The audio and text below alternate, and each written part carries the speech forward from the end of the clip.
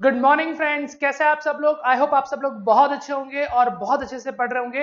हालांकि डाउट्स तो आज भी आप लोग मुझसे नहीं पूछ रहे हो, तो दो ही पॉइंट हो सकते हैं, या तो बहुत अच्छे से समझ में आ रहा है या पढ़ाई बिल्कुल भी नहीं चल रही है। आई होप पहला वाला पॉइंट मैं जो सोच रहा हूँ वो ज्यादा सही होगा। एनीवे, चलिए फ्रेंड्स, तो आज स्टार्ट करने हैं हम लोग नया टॉपिक जिसका नाम है असेसमेंट ऑफ एनआर। फ्रेंड्स, ये टॉपिक हमारे पूरे सिलेबस में सबसे ज्यादा इंपॉर्टेंट रोल प्ले करेगा। द रीजन इज दैट इसमें बहुत सारी स्पेशल इनकम आने वाली है जो हमारी टैक्स लाइबिलिटी में हेल्प करेगी। दूसरा रीजन, ये एनआर से जुड़ा हुआ है जो अब तक हमने कभी एग्जीक्यूटिव लेवल पे नहीं पढ़ा, तो बहुत कुछ नया तो पढ़ने को मिलेगा। और तीसरी इंपॉर्टेंट बात कि इस टॉपिक के अंदर ऐसा बहुत सारा कंटेंट है जो समझने में आपको मेहनत करनी है। तो इन सभी चीजों को ध्यान में रखते हुए इस टॉपिक को स्टार्ट करते हैं। सबसे पहले हम ये देखते हैं कि आखिर इस असेसमेंट ऑफ एनआर में हमें आखिर क्या क्या पढ़ने को मिलेगा। तो पहले बनाते हैं इसका रोड मैप कि आखिर क्या क्या टॉपिक्स कवर है। तो देखिए, असेसमेंट ऑफ एनआर के अंदर जब हम स्टार्ट कर रहे हैं तो हमारी सबसे पहली चीज जो हमें पढ़नी है यहां पे, and that will be first and most important thing is residential status. अगर आपको ये पता है कि कौन से सीसी का रेसिडेंशियल स्टेटस कैसे निकालते हैं, यानी आपको सेक्शन 6 की नॉलेज थरोली है, तो फिर आप ये आराम से टॉपिक कर सकते हैं। तो सेक्शन नंबर 6 सबसेक्शन 1 से लेके सेक्शन नंबर 6 सबसेक्शन 6 तक ये आपको अच्छे से आना चाहिए। और ये टॉपिक हम लोग ऑलरेडी हमारे फेस टू फेस क्लास में पढ़ चुके थे। इसके नोट्स सारे मैंने बेसिक कंसेप्ट यानी चैप्टर नंबर 1 के अंदर मैंने डाल रखे हैं, आपको वहां पे मिल जाएंगे, आप जरूर देख लीजिएगा। फ्रेंड्स, रेसिडेंशियल स्टेटस के बाद जो अगला टॉपिक जो हमारे लिए इंपॉर्टेंट है, जो हमें पढ़ना होगा, वो क्या है? वो है स्कोप ऑफ इनकम, या इसको हम लोग इंसिडेंस ऑफ टैक्स भी कहते हैं। इंसिडेंस ऑफ टैक्स, ये टॉपिक भी हमारे लिए बहुत इंटरेस्टिंग हो जाता है। ये हमें पढ़ने को मिलेगा अंडर सेक्शन नंबर 5। सेक्शन 5 में हम लोग देखेंगे कि स्कोप ऑफ इनकम क्या है। फिर तीसरी जो इंपॉर्टेंट चीज हमारे सामने होती है वो है that is income deem to accrue arise in India. आखिर कौन कौन सी इनकम को deem to accrue arise in India माना जाता है, और ये हमारे लिए एनआर के पॉइंट ऑफ व्यू के लिए बहुत ज्यादा इंपॉर्टेंट है। और इसमें हमें पढ़ने को मिलेगा सेक्शन नंबर 7, 8 एंड 9। इसके बाद हम मूव करेंगे नेक्स्ट टॉपिक की तरफ। अब यहाँ पे जो नेक्स्ट टॉपिक आने वाला है फ्रेंड्स, ये अगेन हमारे लिए इंपॉर्टेंट है। इसमें हम पढ़ेंगे that is list of exempted income. List of exempted income for NR. NR के लिए कौन कौन सी इनकम एग्जम्प्टेड है वो पढ़ेंगे, और इसमें हमें पढ़ने को मिलेगा सेक्शन नंबर 10। सेक्शन 10 के कई सारे सब सेक्शन है हमारे पास, वो हम एक एक करके इसमें पढ़ेंगे। तो देखिए फ्रेंड्स, अगर हम यहां से देखें तो आप सेक्शंस को देख सकते हैं ध्यान से। 5 है, 6 है, 7 है, 8 है, 9 है और 10 है। मतलब 5 से लेके 10 तक के सेक्शन तो एनआर के लिए बहुत इंपॉर्टेंट है, और ये सेक्शन ही हमारी बेसिक फंडामेंटल्स को स्ट्रॉन्ग करेगा। इसके बाद जो नेक्स्ट टॉपिक हमारे सामने आता है friend, next will be list of special income for NR. NR के लिए जो स्पेशल इनकम्स हैं हम उस पे आएंगे। फ्रेंड्स, यहां पे हमें पढ़ने को मिलेगा सेक्शन 115 ए से लेके 115 डबल बी ए तक। हम यहाँ पे डबल बी ए तक पढ़ने वाले हैं क्योंकि इसके पीछे एक रीजन है। इसके आगे और भी इनकम्स है स्पेशल की, लेकिन वो हम पढ़ेंगे किसी और चैप्टर में। आज मैं इसका ओवरव्यू बताऊंगा कि आखिर कौन कौन सी स्पेशल इनकम्स इसमें कवर होने वाली है। तो फ्रेंड्स देखिए, ये सारे टॉपिक्स हैं जो हमें आज की यानी इस चैप्टर के अंदर हमें कवर करना है। तो रेसिडेंशियल स्टेटस पढ़ना है हमें, उसके बाद स्कोप ऑफ इनकम पढ़ना है, उसके बाद हमें deem to accrue arise India पढ़ना है, फिर उसके बाद हमें लिस्ट ऑफ एग्जम्प्टेड इनकम्स पढ़नी है, और उसके बाद स्पेशल इनकम जो 115 ए से कवर होंगी, जो 115 डबल बी ए तक चलने वाली है, उसको भी देखने वाला है। तो चलिए फ्रेंड्स एक एक करके स्टार्ट करते हैं। अब देखिए सबसे पहले अगर मैं बात करूं यहां पे दैट इज रेसिडेंशियल स्टेटस। अब फ्रेंड्स ये जो रेसिडेंशियल स्टेटस का जो टॉपिक है जिसके अंदर हम सेक्शन नंबर 6 पढ़ने वाले हैं। अब फ्रेंड्स ये सेक्शन नंबर 6 हम ऑलरेडी पढ़ चुके हैं, मुझे याद आ रहा है हमने ऑलरेडी डिस्कस कर लिया है इसको। हमारी जब फेस टू फेस क्लास हो रही थी हमने उस एक हफ्ते की क्लास में हमने सेक्शन 6 को पढ़ा था और आप इसको जरूर रिवाइज कर सकते हैं। मैंने बताया आपको जैसे कि हमारे नोट्स चैप्टर नंबर 1 के अंदर आपको मिलेगा, उसमें एक सब चैप्टर है रेसिडेंशियल स्टेटस करके, आप उसमें इसको पढ़ सकते हैं। मैं आपको ब्रीफ कर दूं, सेक्शन नंबर 6(1) जो है वो रेसिडेंशियल स्टेटस ऑफ इंडिविजुअल के लिए बना हुआ है। सेक्शन नंबर 6(2) की अगर बात करें तो वो residential status of HUF firm AOP BOI के लिए बना हुआ है। फिर अगर हम बात करें सेक्शन नंबर 6(3) ये है रेसिडेंशियल स्टेटस ऑफ कंपनी। अब ये हम दोबारा पढ़ने वाले हैं फ्रेंड जब हम लोग असेसमेंट ऑफ कंपनी लेंगे। इसके बाद अगला चैप्टर हमारा वही है असेसमेंट ऑफ कंपनी, तो हम उसमें कंपनी का रेसिडेंशियल स्टेटस वापस पढ़ेंगे। The reason is that why we will discuss it again, because जब हम रेसिडेंशियल स्टेटस पढ़ते हैं तो उसमें एक कंपोनेंट आता है जिसका नाम है poem, place of effective management, जिसके बिना आप रेसिडेंशियल स्टेटस नहीं निकाल सकते। और पोएम का हमने एक सेपरेट चैप्टर भी बना रखा है, तो असेसमेंट ऑफ कंपनी भी है और poem place of effective management, हमने इसको दो सेपरेट चैप्टर के नाम दिए हैं, दो अलग अलग चैप्टर्स में डाला है। और हम वहां जब इसको पढ़ेंगे तो definitely residential status of company तो वैसे ही क्लियर हो जाएगा। तो 6(3) वहां पे आ जाएगा। सेक्शन 6 सब सेक्शन 4 यहां पे हम पढ़ेंगे residential status of remaining person, जो भी रिमेनिंग पर्सन रह गया है उसके बारे में यहां पे कवर होगा। और रह कौन गया? लोकल अथॉरिटी और आर्टिफिशियल जुडिशियल पर्सन। फिर आते हैं नेक्स्ट, हम आते हैं सेक्शन 6 सब सेक्शन 5। ये कहता है residential status only once in every year, साल में सिर्फ एक बार निकालना होता है पर हर साल निकालना होता है। ये एक इंफॉर्मेटिव सेक्शन है। और फिर आता है उसके बाद सेक्शन नंबर 6 सब सेक्शन 6 जो कहता है residential status for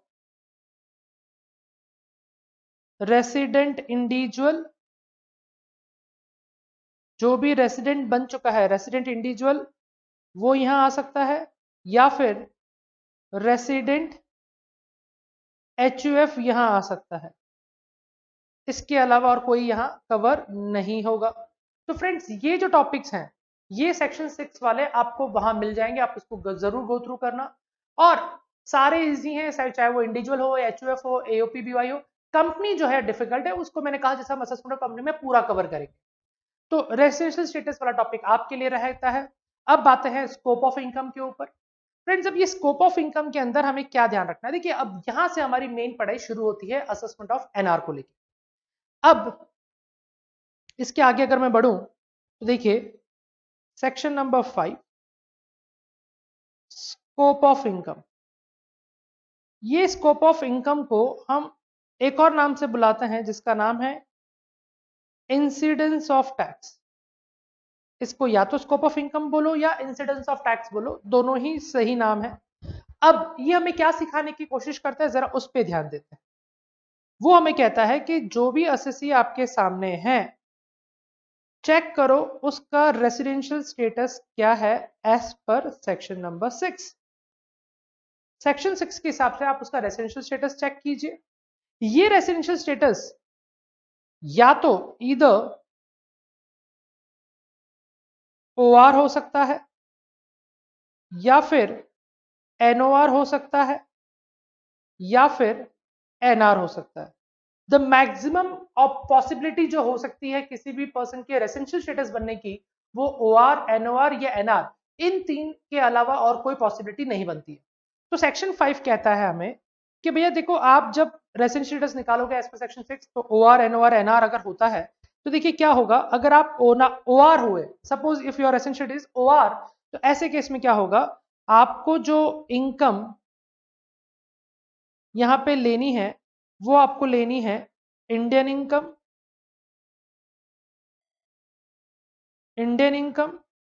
plus foreign income, तो आपको इंडियन इनकम भी लेनी है और फॉरेन इनकम भी लेनी है। ये बात ओआर के ऊपर एप्लीकेबल होती है।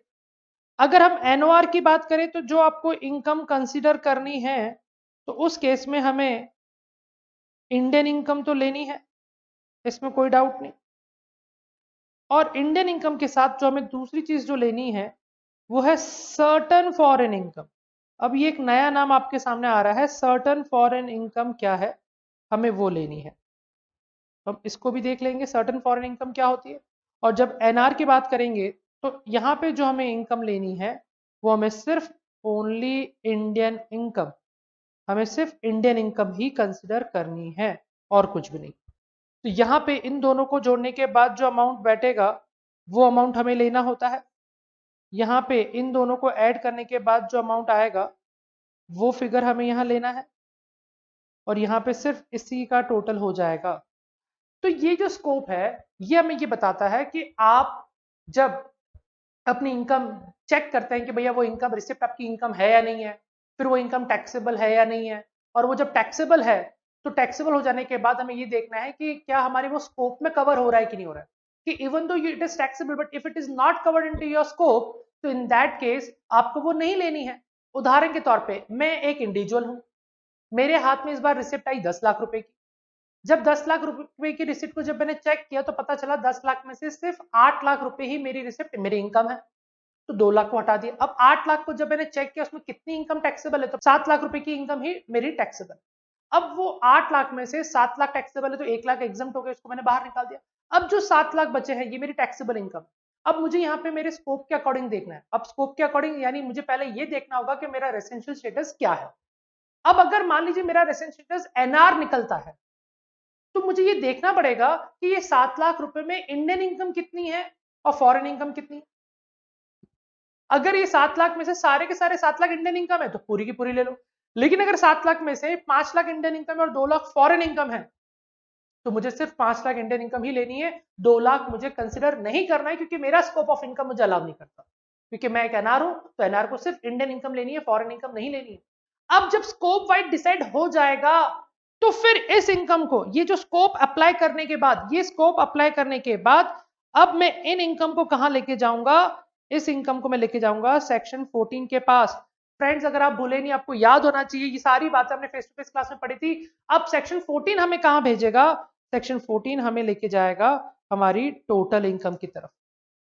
तो ये बहुत इंपॉर्टेंट चीज होती है कि जब आप स्कोप अप्लाई कर लेते हो तो आपको ये पता चल जाता है कि अब कितनी इनकम सेक्शन 14 के पास ले जानी है, ताकि सेक्शन 14 ही हमें कंप्यूट करके देगा हमारी टोटल इनकम। तो फ्रेंड्स यहाँ पे ये बहुत इंटरेस्टिंग चीज है। तो स्कोप तो पहले ही ध्यान रखना होगा, क्योंकि अकॉर्डिंग टू रेसिडेंशियल स्टेटस अगर आप एनआर निकल गए तो आपको इंडियन इनकम के अलावा और कोई इनकम नहीं लेनी।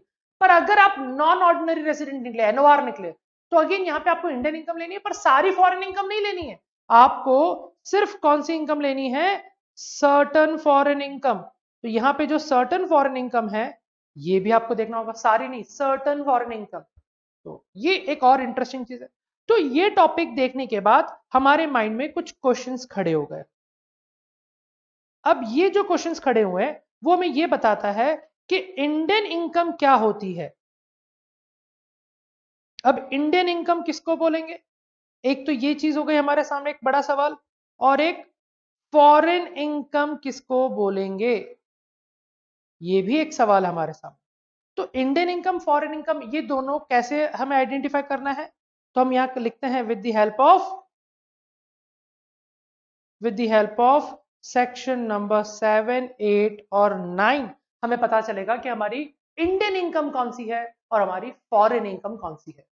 अब रही बात फॉरेन इनकम की, तो फॉरेन इनकम के भी दो पार्ट होते हैं फ्रेंड्स। अब जितनी भी फॉरेन इनकम होती है अगर हम चाहें तो उसको दो पार्ट में डिवाइड कर सकते हैं। पहली फॉरेन इनकम जो हमारे सामने आती है वो आती है certain foreign income, FI means foreign income, certain foreign income, और दूसरी है अदर फॉरेन इनकम। अब ये सर्टन फॉरेन इनकम और अदर फॉरेन इनकम में क्या डिफरेंस है ये हमें समझना है। तो चलिए अब पहले आते हैं सर्टन फॉरेन इनकम के ऊपर, क्योंकि देखिए हमें पढ़ना है, इंडियन इनकम भी पढ़नी है, फॉरेन इनकम भी पढ़ना है, पर फॉरेन इनकम में सर्टन फॉरेन इनकम क्या होती है और अदर फॉरेन इनकम क्या होती है हम उस पर भी आते हैं।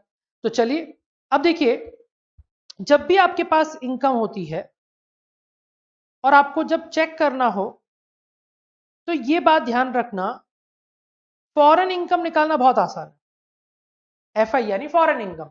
कैसे? इसमें लिखा हुआ है if an income is not Indian income, if an income is not Indian income, then such income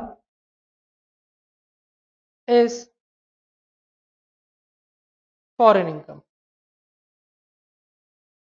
मतलब आप सोचिए फ्रेंड्स, यहाँ पे अगर आपके पास जब इनकम है और आपको ये देखना है कि वो इंडियन है या फॉरेन है, तो आपको करना क्या है? आपको बस एक ही काम करना है, आप सबसे पहले फॉरेन इनकम की तरफ तब जाएंगे जब आपको पता चल गया कि भाई जो भी इनकम है अगर वो इंडियन इनकम नहीं है तो ऑटोमेटिकली वो क्या हो गई? Foreign income. तो फॉरेन इनकम में लिखा हुआ है if an income is not an Indian income it means it is a foreign income. चलिए, तो फॉरेन इनकम तो बहुत आसान हो गया, लेकिन फॉरेन इनकम अब पूरी तरह से डिपेंड हो चुकी है इंडियन इनकम के ऊपर। जो इनकम इंडियन इनकम नहीं है उसी को हम यहाँ पे फॉरेन इनकम कहेंगे। तो इंडियन इनकम क्या है ये भी जानेंगे, लेकिन इसी फॉरेन इनकम के जब दो पार्ट होते हैं तो अब देखिए, सर्टन फॉरेन इनकम, अब ये सर्टन फॉरेन इनकम में क्या कवर होगा और बाकी जो बचेगा वो होगा अदर फॉरेन इनकम। और ये अदर फॉरेन इनकम में क्या कवर होगा? तो देखिए यहां मैं लिख देता हूं इफ फॉरेन इनकम, आपकी फॉरेन इनकम तो है, if foreign income is not covered under certain foreign income, then अगर वो सर्टन फॉरेन इनकम में नहीं आती then such foreign income is other foreign income.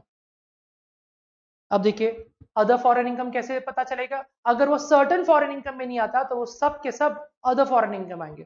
तो सर्टन फॉरेन इनकम में क्या आता है? तो यहां पे लिखता है only two types of foreign income,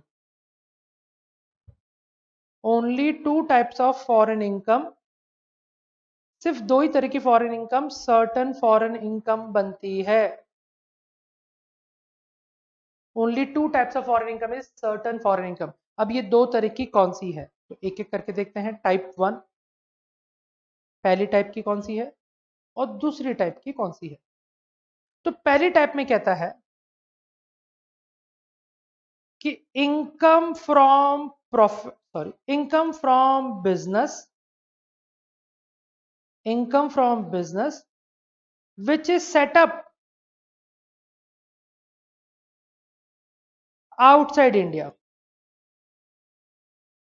यानी इनकम हो रही है बिजनेस से और वो सेटअप कहां है? Which is setup outside India, उसका सेटअप इंडिया के बाहर है, एंड कंट्रोल्ड फ्रॉम इंडिया। और उसका कंट्रोल कहां से हो रहा है? इंडिया से हो रहा है। तो अगर जब आपके हाथ में कोई बिजनेस है और उस बिजनेस से आपको इनकम हो रही है और वो बिजनेस से जो इनकम हो रही है उसका बिजनेस का सेटअप कहां पे है? वो सेटअप इंडिया के बाहर।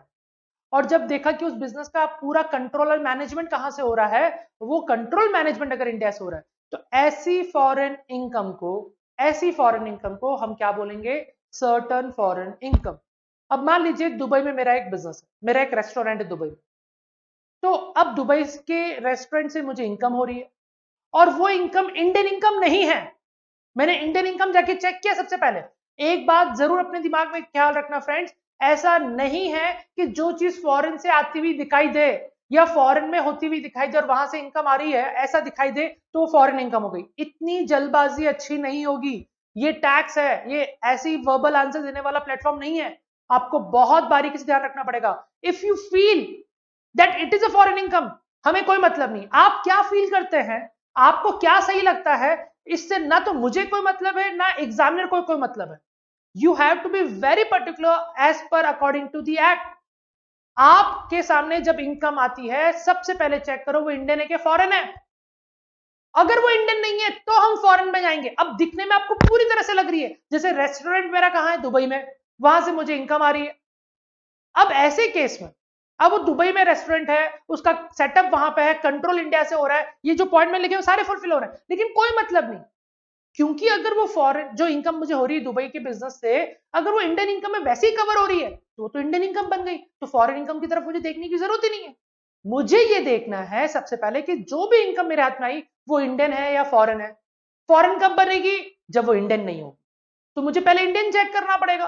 तो अब जब मैंने इंडियन इनकम चेक किया तो पता चला वो इंडियन इनकम नहीं है। दुबई में मेरा रेस्टोरेंट था, वहां से मुझे बिजनेस इनकम आ रही है, मैंने इसको चेक किया, वो इंडियन इनकम नहीं है। अब मैं फॉरेन में आया तो मुझे पता चला कि फॉरेन इनकम तो है क्योंकि वो इंडियन नहीं है, पर फॉरेन भी दो तरह की होती है, सर्टेन फॉरेन इनकम और other foreign income. Other foreign income वो होगी जो सर्टेन में नहीं आती है। तो अब मैं चेक करूंगा कि सर्टेन फॉरेन इनकम में क्या कवर होता है। तो जब मैं सर्टेन फॉरेन इनकम में आया तो मुझे बताया गया कि यहाँ पे दो तरह की इनकम जो है फॉरेन इनकम, वो सर्टेन फॉरेन इनकम में आती है। तो मैंने कहा ठीक है बताइए पहली टाइप की इनकम क्या है। तो उसने बताया कि पहले टाइप की सर्टेन फॉरेन इनकम क्या है। वो कहता है कि अगर आपको ये इनकम बिजनेस से हो रही है और ये बिजनेस इंडिया के बाहर सेटअप है और उस बिजनेस का कंट्रोल इंडिया से है, बताइए क्या ये फुलफिल हो रहा है। मैंने कहा हाँ, मुझे इनकम बिजनेस से हो रही है, बिजनेस का सेटअप इंडिया के बाहर है और उस बिजनेस का कंट्रोल इंडिया से होता है। तो बस अब ये फॉरेन इनकम मेरी क्या हो जाएगी, ये फॉरेन इनकम मेरी बन जाएगी सर्टेन फॉरेन इनकम। उसी तरह से अब जरा टाइप 2 पे आते हैं। अब टाइप 2 में कहता है इनकम आपको जो हो रही है वो इनकम हो रही है फ्रॉम प्रोफेशन। अब ये कहता है प्रोफेशन से इनकम हो रही है। अब इस प्रोफेशन का सेटअप कहां पे होना चाहिए, तो यहां पे कहता है which is setup in India, इसका सेटअप इंडिया में होना चाहिए। तो आपको प्रोफेशन से इनकम हो रही है और उस प्रोफेशन का सेटअप कहां है, इंडिया में है। और आगे लिखा है एंड कंट्रोल, इसका जो controlling and control from anywhere. Control के बारे में तो कुछ नहीं कहता, कहता है एनीवेयर, मतलब इंडिया हो या इंडिया के बाहर हो उससे कोई फर्क नहीं पड़ेगा। अब आप बोलोगे सर प्रोफेशन है, सेटअप इंडिया में है, तो ये तो इंडियन इनकम हो गई। अगेन इतनी जल्दबाजी अच्छी नहीं है, ऐसे नहीं सोचना होता है। अगर सपोज मेरा एक ऑफिस है जो अश्विनी बाजार में है, एमरॉल टावर में, वो मेरा सीए का प्रैक्टिसिंग चार्टर्ड अकाउंटेंट का ऑफिस है, मैं वहां पे बैठ के प्रैक्टिस भी करता हूँ और जब वहां से मुझे इनकम होती तो मैं अगर सिर्फ इसको पढ़ूं तो क्या आता है, profession, income from profession, setup in India, control India से हो या इंडिया के बाहर से हो, कोई फर्क नहीं पड़ता। तो क्या ये मेरी सर्टेन फॉरेन इनकम हो गई? ऐसे नहीं चेक करते। अब मुझे इनकम आ रही है, ये बात तो पक्की है, प्रोफेशन से आ रही है क्योंकि मैं चार्टर्ड अकाउंटेंट हूं, प्रैक्टिस कर रहा हूं, तो इनकम आ रही है, प्रोफेशन से आ रही है, ठीक है। सबसे पहले चेक करूंगा कि ये इंडियन है कि फॉरेन। अब जो मुझे मेरे इस ऑफिस से इनकम आ रही है, अब वो इंडियन इनकम के पैरामीटर में आ रही है या नहीं आ रही है, पहले वो चेक करो। अब आप ये मत कहना सर हमेशा वो इंडियन इनकम बनेगी, कैसे कह सकते हो आप ये बात, क्या आपको पता है इंडियन इनकम किसको बोलते हैं? तो ये जल्दबाजी भी दिमाग में मत लाना कि सर वो तो इंडियन इनकम ही होगी, नहीं, वो इंडियन इनकम नहीं होगी, हो भी सकती नहीं भी हो सकती। तो अब जो प्रोफेशन से मुझे इनकम हो रही है, पहले चेक करूंगा कि वो इंडियन इनकम हो रही है कि नहीं हो रही। मान लिया 80% केस में वो इंडियन इनकम हो जाती है, पर ऐसा नहीं है, 20% केस ऐसे भी हो सकते हैं कि वो दिखने में भले कितनी भी इंडियन दिखे, पर इंडियन इनकम के पैरामीटर में जब वो नहीं आ रही है तो वो इंडियन इनकम नहीं बनी, तो वो क्या हो गई, फॉरेन इनकम हो गई। अब जब वो फॉरेन इनकम हो चुकी है, अब वो फॉरेन इनकम हो गई, तो अब वो सर्टन है कि अदर फॉरेन इनकम है। सर्टन में चेक किया, टाइप 1 में तो आ नहीं सकता क्योंकि वहां पे बिजनेस होना चाहिए। अब टाइप 2 कहता है कि आपकी जो इनकम आ रही प्रोफेशन से आ रही, मैंने कहा हाँ भाई, ये प्रोफेशन इंडिया में सेटअप है, मैंने कहा बिल्कुल इंडिया में सेटअप। और तीसरा इसका कंट्रोल कहीं से भी कोई फर्क नहीं पड़ता, मैंने कहा हाँ जी कंट्रोल कहीं से भी कोई फर्क नहीं पड़ रहा है, इंडिया से कंट्रोल हो रहा है तो चलेगा, कोई बात नहीं। तो अब ये फॉरेन तो थी, लेकिन अभी क्या बन गई, सर्टन फॉरेन। अब मैं आपको एक एग्जांपल लेता हूं, आप सोचो ऐसा कैसे हो सकता है सर, इंडिया में ऑफिस और वो इंडियन इनकम क्यों नहीं बन रही, मैं बता देता हूँ। क्योंकि इंडियन इनकम पढ़नी हमारी बाकी, इसलिए शायद ऐसा डाउट आपके मन में आ सकता है, लेकिन मैं एक एग्जांपल देता हूं। मुझे अभी थोड़ा टाइम पहले एक ऑडिट मिली और वो ऑडिट थी बेसिकली मान लीजिए जर्मनी। मैं लास्ट जनवरी में जर्मनी गया था और वहां पे ऑडिट करके आया, और जब मैं ऑडिट करके आया तो मुझे वहां से 4 लाख रुपए मिले। अब ये मेरी इनकम है। अब जब मैं इंडियन इनकम के पैरामीटर में देख रहा हूं, अब मैं जर्मनी जाके ऑडिट करके आया, वहां से फीस लेके आया, अब जब मैं इंडियन इनकम के पैरामीटर में देख रहा हूं तो ये इंडियन इनकम के पैरामीटर में सपोज नहीं आ रही है, हो सकता है ऐसा, और आ भी सकती है, पर अभी मैं मान रहा हूं कि नहीं आ रही है, तो वो इंडियन इनकम तो नहीं, तो ये हुई ना फॉरेन इनकम।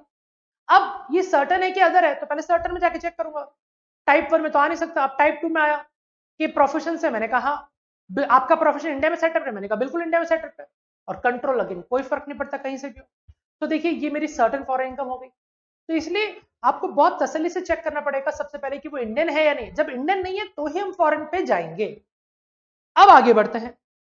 अब देखिए फ्रेंड्स, इसके बाद जब हमें ये पता चल गया कि हमारी सर्टेन फॉरेन इनकम कौन सी है और अदर फॉरेन इनकम कौन सी है, ये दोनों चीज आपके सामने क्लियर है, आप स्क्रीन पे अच्छे से देख सकते हैं। अब अगर वो सर्टेन फॉरेन इनकम नहीं है तो वो अदर फॉरेन इनकम में चली जाएगी। ये किसके लिए इंपॉर्टेंट है? एनओआर के लिए, क्योंकि एनओआर के लिए क्या चाहिए, हमें इंडियन इनकम तो पूरी चाहिए लेकिन फॉरेन इनकम में सारी नहीं, सिर्फ ये certain foreign income type 1 type 2 की अगर कोई हो रही है तो वो हमें चाहिए। बाकी फॉरेन इनकम यानी अदर फॉरेन इनकम से हमें कोई लेना देना नहीं है एनओआर के केस में। तो एनओआर के केस में ये हम नहीं लेंगे, अदर फॉरेन इनकम नहीं लेंगे। एनआर के केस में भी हम नहीं लेंगे, क्योंकि एनआर के केस में तो सर्टन वाली भी नहीं लेंगे। और आर के केस में हमें लेना पड़ेगा, क्योंकि आर के केस में इंडियन भी चाहिए और फॉरेन भी चाहिए। कौन सी फॉरेन, सर्टन या अदर? तो आर के केस में तो सर्टन वाली भी चाहिए और अदर भी चाहिए, क्योंकि उसमें लिखा है इंडियन प्लस फॉरेन। हमने क्या लिखा था आर के केस में, देखिए आप देख सकते हैं यहाँ पे। तो आर के केस में हमने लिखा था दैट इज ओआर के केस में Indian income plus foreign income. NOR के केस में हमने क्या लिखा था, Indian income plus certain foreign income. और एनआर के केस में हमने लिखा है सिर्फ इंडियन इनकम। तो ये था हमारा सेक्शन नंबर 5, जिसको हम बोलते हैं स्कोप ऑफ इनकम। तो ये स्कोप ऑफ इनकम हमने कंप्लीट किया है। अब पॉइंट हमारा ये बचता है कि सर फॉरेन इनकम तो समझ में आ गई, जो इंडियन नहीं वो फॉरेन है। फॉरेन में सर्टेन फॉरेन इनकम क्या है और अदर फॉरेन इनकम क्या है वो भी समझ में आ गया। पर अब ये तो बताइए कि इंडियन इनकम किसको कहते हैं, क्योंकि जो इंडियन इनकम नहीं है वो क्या है, फॉरेन इनकम है।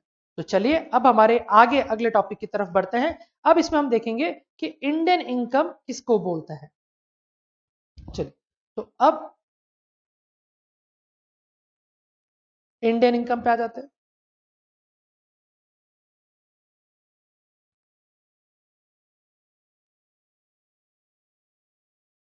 तो अब ये इंडियन इनकम को फाइंड आउट करने के लिए आपको क्या चेक करना पड़ेगा, तो देखिए if any income is covered under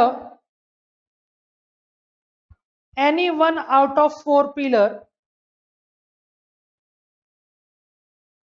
क्या लिखा है, इफ इनकम, आपकी कोई भी income, if any income is covered under any one out of 4 pillars.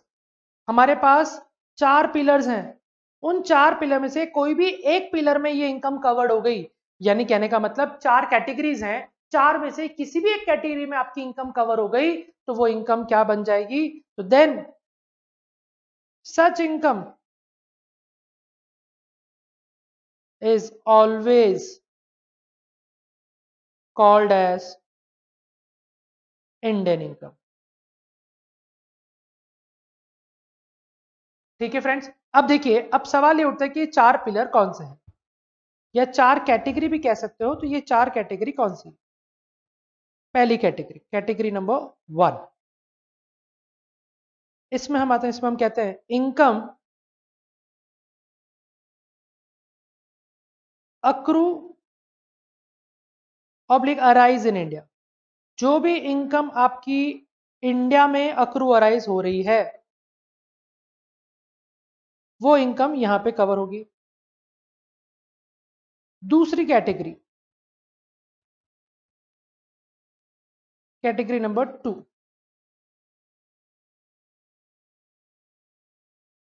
Income received in India. जो भी इनकम आपने इंडिया में रिसीव की वो कैटेगरी 2 में आ जाएगी। फिर आते हैं हम लोग कैटेगरी नंबर 3 की तरफ। अब कैटेगरी 3 कहता है income deemed to be received in India. अब ये देखिए ये बहुत इंटरेस्टिंग पॉइंट है, डीम्ड वर्ड आया, डीम्ड टू बी मतलब मान लेना कि वो इंडिया में रिसीव्ड हुई है। अगर आपके सामने ऐसी कोई इनकम है जिसमें आपने ऐसा मान लिया गया, जिसको एक्ट ने कहा है कि मान लीजिए भैया ये इनकम आपने रिसीव कर ली है इंडिया में, तो आपको वहां पे उसको कैटेगरी नंबर 3 में ले जाना पड़ेगा। और कैटेगरी 3 में आ गया तो फिर किसी भी एक कैटेगरी में आ जाने पे वो इंडियन इनकम बन जाती है। तो कैटेगरी 3 में आ जाने पे वो क्या बन जाएगी, इंडियन इनकम। अब कैटेगरी 4 पे आते हैं। 4 कहता है income deemed to be accrualized in India, accrualized in India. अब अगेन यहां पे वर्ड आ रहा है डीम्ड, तो इस डीम्ड वर्ड को हम हाईलाइट कर देते हैं, deemed to be accrualized in India. अब फ्रेंड्स ये जो चीज है ना, देखो मान लेना कि इंडिया में रिसीव हो गया, मान लेना कि इंडिया में accrualize हो गया, अब ये मानेंगे कब और कौन सी इनकम के लिए मानेंगे, ये हमें तो पता चलेगा ही नहीं जब तक एक्ट हमें नहीं बताएगा। तो बिल्कुल इन दो चीजों को पढ़ने के लिए, इसको पढ़ने के लिए हमारे पास होगा सेक्शन नंबर 7 और इसको पढ़ने के लिए हमारे पास होगा section number 9, read with section 8। तो अल्टीमेटली हमारे पास सेक्शन 9 और सेक्शन 7 और रीड विथ 8, यानी इन दोनों को अगर देखा जाए तो 7, 8 और 9 की मदद से हमें डीम्ड accrualized इन इंडिया और deemed to be received in India के बारे में पता चल जाएगा। और जो ये कहेंगे बस उन्हीं को डीम्ड मानना है, बाकी को डीम्ड नहीं मानना है। और रही बात इन दोनों के लेके, तो इन दोनों को लेके हमें यहां पे हमें हमारा कॉमन सेंस यूज करना है कि भाई वो इनकम इंडिया में accrualized हुई है कैसे मानेंगे, कैसे डिसाइड करेंगे, और ये इनकम इंडिया में रिसीव हुई तो इसके बारे में क्या देखेंगे। तो कॉमन सेंस तो है ही, लेकिन साथ में हमारे पास कई तरह की कोर्ट रूलिंग्स हैं, ये कोर्ट रूलिंग्स हमारी हेल्प करेगी। तो ये दोनों टॉपिक को पढ़ने के बाद हम कैटेगरी 1 और कैटेगरी 2 की इनकम को समझ पाएंगे। तो देखिए फ्रेंड्स, आपके सामने स्क्रीन पे चारों कैटेगरी की इनकम मैंने दिखा रखी है, ये आप समझ रहे होंगे, आप इसको अच्छे से समझना और हो सके तो आप नोट डाउन भी कर सकते हैं इसको, ताकि ये इंपॉर्टेंट टॉपिक है, आपको हमेशा समझना होगा। इसके बारे में कुछ हमने डिस्कस किया था जब हम लोग फेस टू फेस पढ़ रहे थे, तो शायद कुछ याद आ भी रहा होगा आपको, पर आज की क्लास में ये टॉपिक हमारे लिए बेहद इंपॉर्टेंट है। चलिए अब कैटेगरी 1, 2, 3, 4 में कैसे डिस्कस करें, तो अब पहले समझते हैं एक एक करके। कैटेगरी 1 ने तो बहुत आसानी से कह दिया, क्या कहा कि आपने अगर इनकम इंडिया में accrualize करी है तो वो तो इंडियन इनकम हो गई। सेकंड कैटेगरी कहता है कि आपने इनकम इंडिया में रिसीव करी है तो वो तो इंडियन इनकम हो गई। थर्ड कैटेगरी कहता है कि आपने इंडिया में रिसीव किया, ऐसा मान लिया गया एज पर सेक्शन 7, तो वो इंडियन इनकम हो गई। और कैटेगरी नंबर 4 कहता है कि ऐसा मान लिया गया कि आपने इनकम इंडिया में accrualize करी है, डीम टू accrualize जिसको हम कहते हैं, मान लिया गया, तो वो इंडियन इनकम हो गई। अब आपको ध्यान क्या रखना है, जब भी इनकम होगी सबसे पहले जाएंगे इंडियन इनकम की तरफ, और इंडियन इनकम में तो ये 4 कैटेगरीज आती है। अब ये जो इंडियन इनकम के बारे में बता रखा मैंने, तो ये इंडियन इनकम बनने के लिए 4 कैटेगरी है। अब 4 में से किसी भी एक कैटेगरी में, यानी एक पिलर पे आपको आना है। मान लीजिए आपने जब इनकम को चेक किया कैटेगरी नंबर 1 के एंगल से, आप तीनों कैटेगरी को आप दिमाग से हटा दीजिए, सोचो भी मत कि वो इंडिया में रिसीव हुई है कि नहीं हुई, सोचो भी मत कि उसको मान लिया गया इंडिया में रिसीव हुई है कि नहीं, और ये भी नहीं सोचना है कि वो डीम टू accrualize इंडिया में आ रहा है कि नहीं, उसको भी मत देखो। पूरा फोकस, पूरा कॉन्सेंट्रेशन एक ही तरफ होना चाहिए कि क्या ये इनकम इंडिया में accrualize हुई है कि नहीं। अब यहाँ पे आपको कॉमन सेंस लगाना है, कोर्ट रूलिंग्स का भी यूज करना है, सब कुछ, तो पूरा फोकस वहां होना चाहिए सिर्फ फर्स्ट कैटेगरी। आपने आपकी पूरी मेहनत लगाई 100%, और आपको किसी भी एंगल से ये नजर नहीं आता कि ये इनकम इंडिया में accrualize हुई, कोई बात नहीं। जैसे उदाहरण के तौर पे मेरा लंदन में एक फ्लैट है, मैंने वो फ्लैट, लंदन वाला जो फ्लैट है, मैंने किसी को किराए पे दिया, अब वहां से मुझे रेंटल इनकम आ रही है।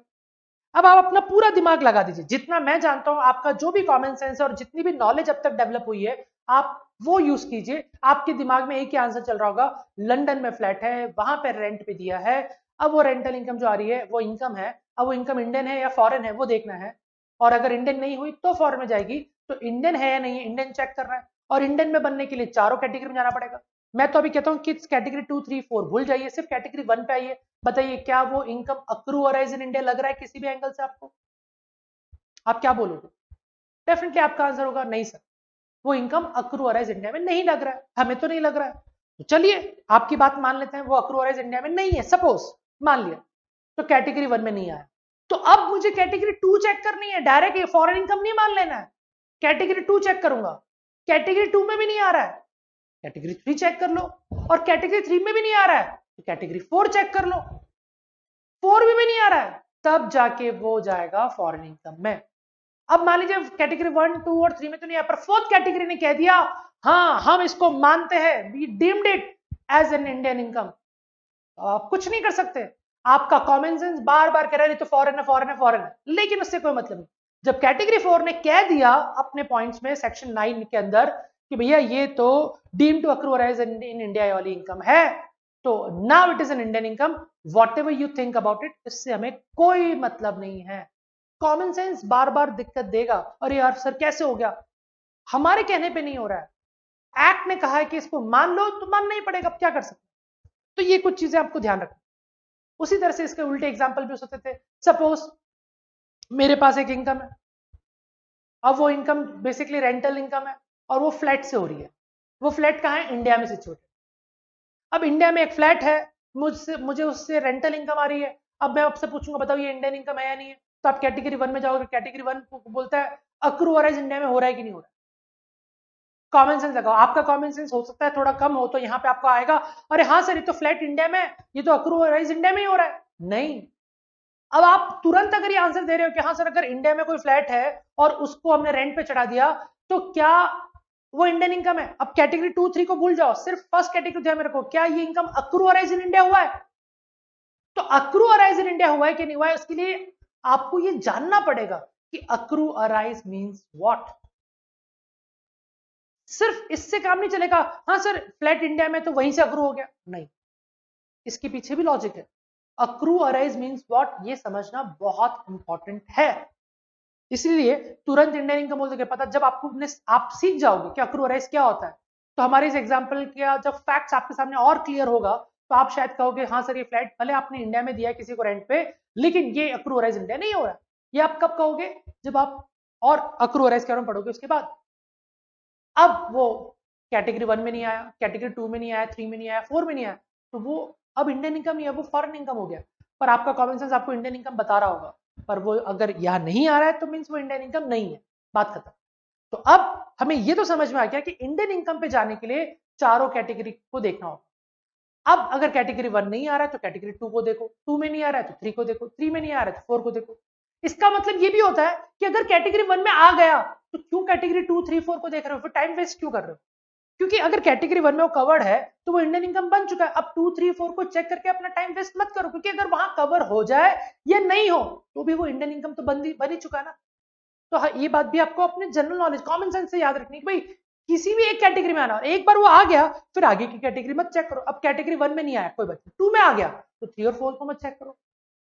1, 2 में नहीं आ रहा है, 3 में आ गया तो 4 को मत चेक करो। 1, 2, 3 में भी नहीं आया, अब 4 को चेक करो, 4 में आ गया, बात ही खत्म हो गई।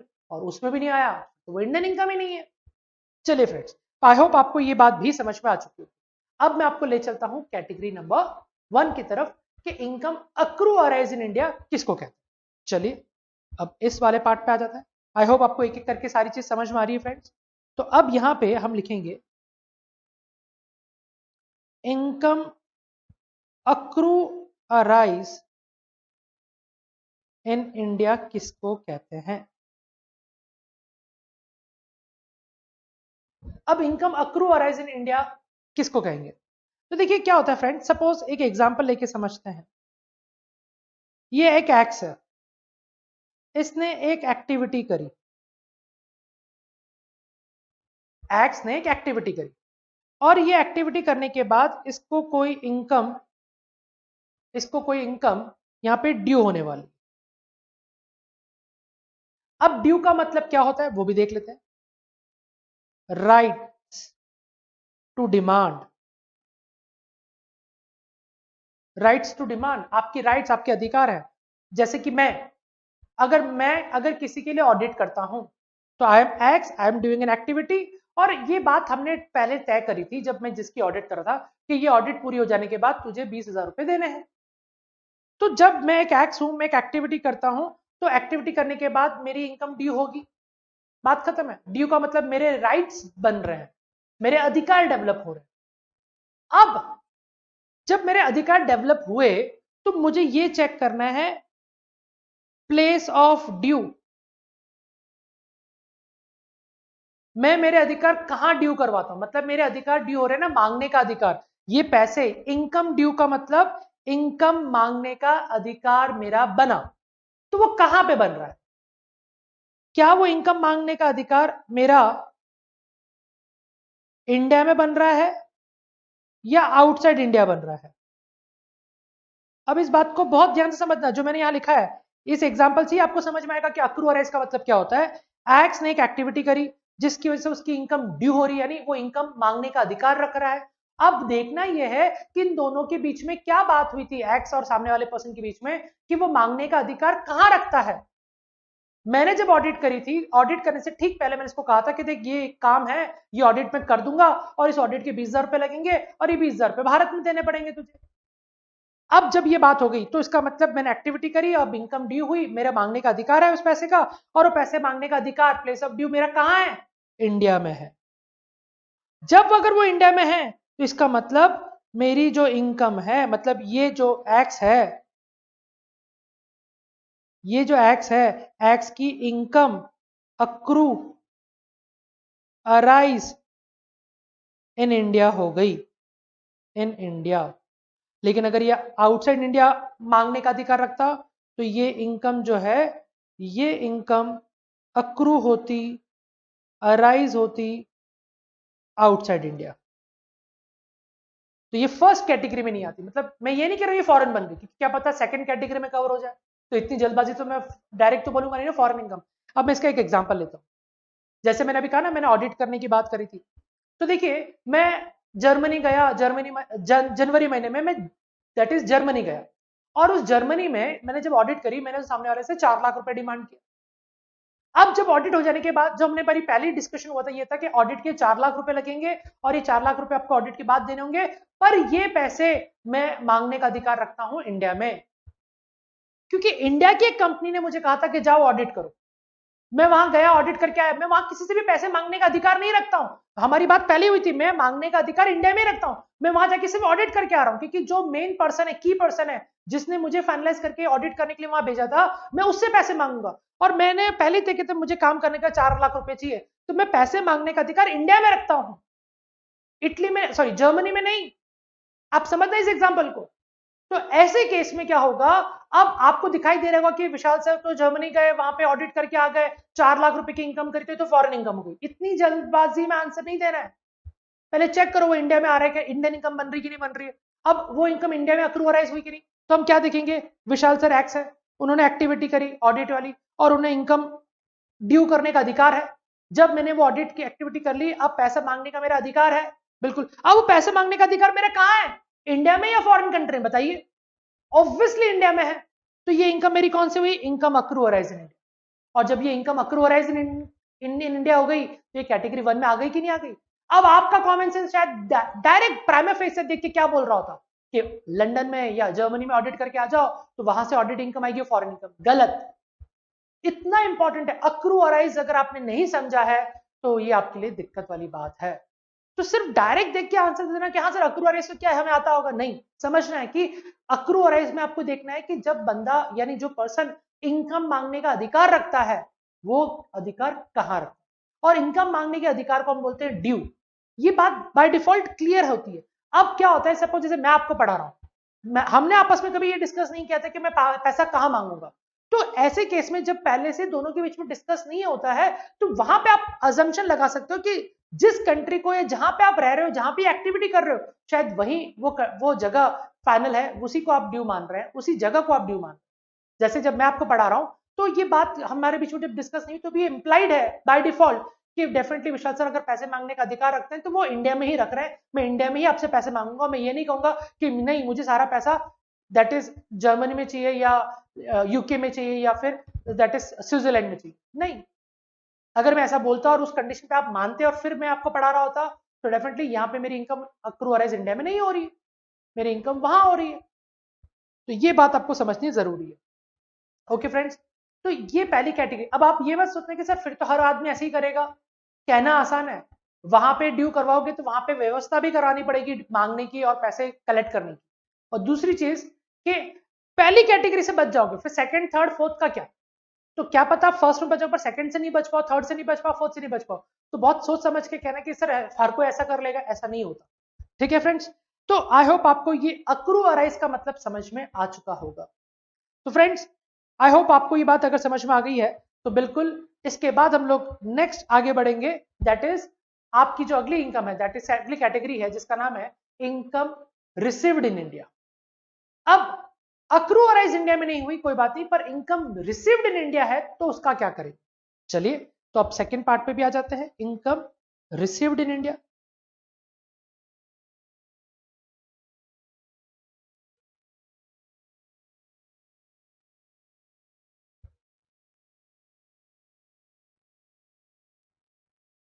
अब ये जो इनकम रिसीव्ड इन इंडिया है, यहां पे भी हमें कॉमन सेंस लगाना है, बहुत सिंपल सा पार्ट है, पर वो है क्या। वो ये कहता है जब एक्स को कोई इनकम रिसीव्ड हो रही है तो आपको सबसे पहले चेक करना होगा, इज इट फर्स्ट रिसिप्ट।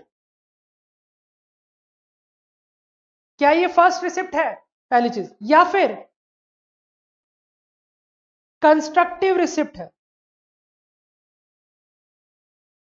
क्या एक्स को जो पैसा मिल रहा है ये फर्स्ट रिसिप्ट है या कंस्ट्रक्टिव रिसिप्ट है।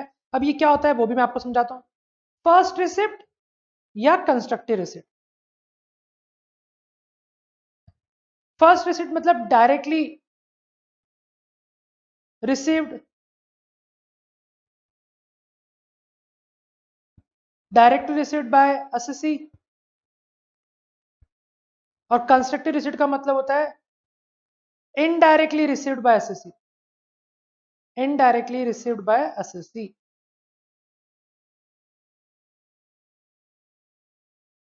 तो आपको ये देखना है कि जब आपने इनकम रिसीव करी वो फर्स्ट रिसिप्ट या कंस्ट्रक्टिव रिसिप्ट थी, कहां पे, इन इंडिया।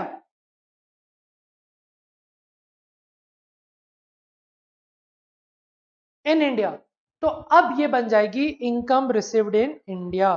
तो अब देखिए, अब मैं इसको आपको समझाता हूं एग्जाम्पल के थ्रू।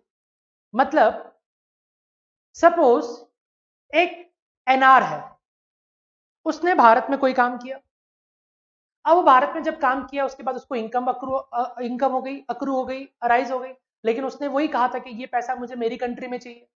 अब जब उसको इनकम हुई, उसने फर्स्ट कैटेगरी को देखा, तो वहां पे उसकी जो मांगने का अधिकार था वो कहाँ था, फॉरेन कंट्री में था।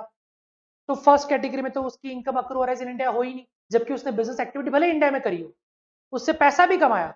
लेकिन एनआर जब बिजनेस एक्टिविटी इंडिया में करता है और पैसा कमाता है, लेकिन उसने सारा पैसा मांगने का अधिकार जो रखा था वो फॉरेन कंट्री में रखा था, तो ऐसी उसकी सारी जो इनकम है वो इनकम कभी भी कैटेगरी नंबर 1 में तो आएगी नहीं। चलिए तो कैटेगरी 2 देखेंगे। अब डायरेक्टली फॉरेन तो बोल नहीं सकते। अब कैटेगरी 2 कहता है कि क्या आपने ये पैसा रिसीव किया, एनआर को कह रहा है कि आपने रिसीव किया, वो फर्स्ट रिसिप्ट थी आपके हाथ में या कंस्ट्रक्टेड रिसिप्ट थी और वो इंडिया में थी।